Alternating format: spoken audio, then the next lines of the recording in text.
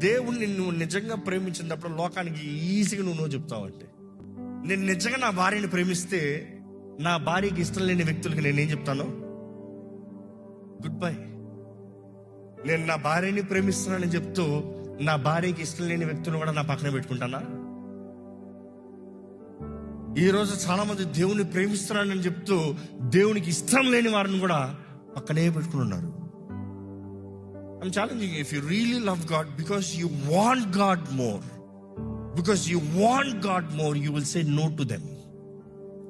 లోకాన్ని నువ్వు ధైర్యంగా చెప్పగలుగుతా, I'm sorry, because you have to choose either one. రెండు అవ్వవు. దేవుడు చెప్పిన రీతిలో జీవం, మరణం, ఆశీర్వాదం, శాపం నీ ముందు ఉంది. ఏది కావాలో కోరుకో. భూమి ఆకాశం నీ సాక్షులు, వాటి సాక్షులు. They are the evidence.